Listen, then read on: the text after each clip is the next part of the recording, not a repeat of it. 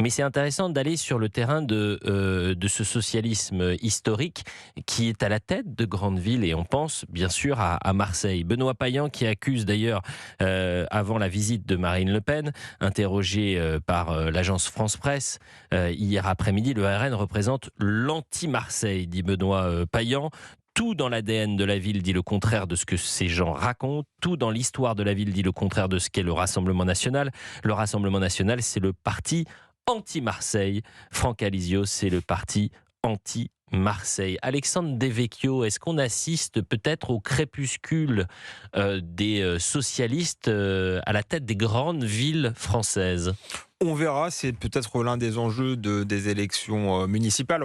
On voit bien que sur le plan national, le Parti socialiste est devenu un parti microscopique.